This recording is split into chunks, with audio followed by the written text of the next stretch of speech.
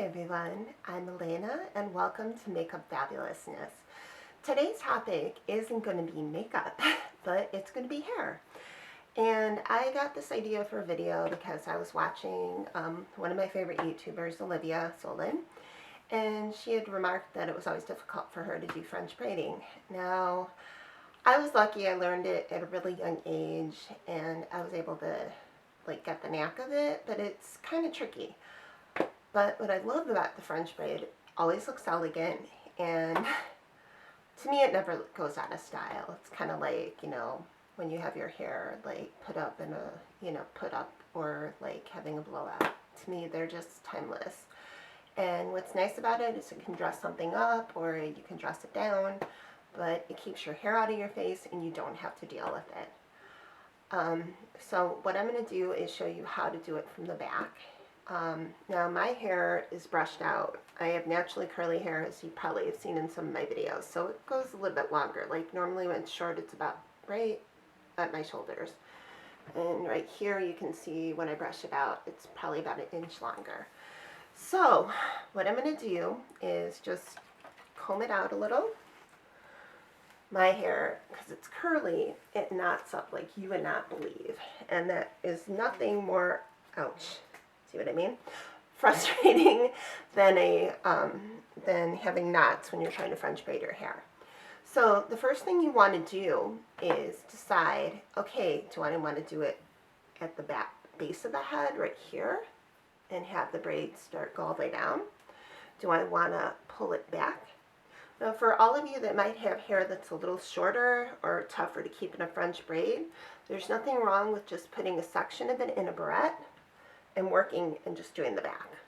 The important thing is just to find where you want to start, and that's half the battle. Okay, so I'm going to start going in the front, and then I'm going to turn around so you can see the back. So I like to start it right at the base, where, right where the back of my head starts. So what I like to do is just grab the area on top, and I'm going to take 3 sections. Oops. And you want them even. So it's just a matter of balance, really. And so you take 1, 2, 3, and here's 1, here's 2, and that's 3. And that's how you start. Make sure that you have the section separated. Then you're going to go to the side and just pull a section that you feel like, okay, this would be good. And then it's really about feeling it and balancing it. You can do it really thin, but you're going to have a lot more braids, braiding to do. So I like to do maybe just an average amount. It doesn't, the thicker your hair, you might want to do less sections of hair. If your hair is thinner, you might want to do more sections, or vice versa.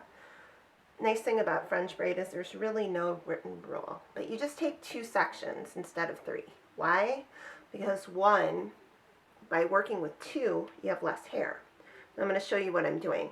I'm pulling it, and it might be a little tough to see, so bear with me. See, I have it, I braided the first section, and I braided 2 over. So this one is thin, this one's thick, and this one's thick. I pulled over the one section, and I pulled over the second section just now. So you don't let the hair that you have braided hit this part or it'll get all mixed up, and you just pull and pull. And as you can see, the thinner parts are on the ends and the thicker part is in the middle. And you just take another section and you want to cross it over.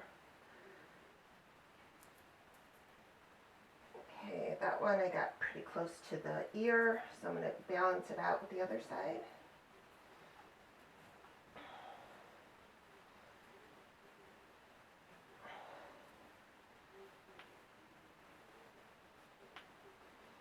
And then you just keep going. So see, there's this edge where it's thinner. And if you just take 2 sections, it really will balance everything out. You don't have to worry about the stuff in the middle. and it's a lot less work. At least for me it is. 1 and 2. And as you can see, I'm getting down to the very nape of my neck. Just want to make sure I have enough hair. You pull over one side, and then you pull over the other. And you just braid on down.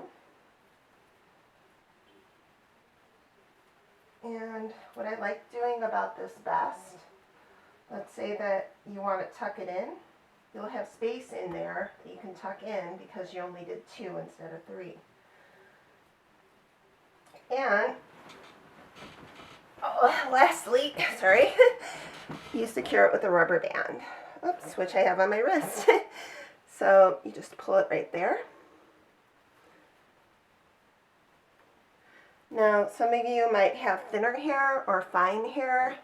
I once knew this girl who had stick straight hair, and it was impossible for her to use to French braid and hold it in. So for you that have trouble like holding it with your hair, you might want to use hairspray and bobby pins.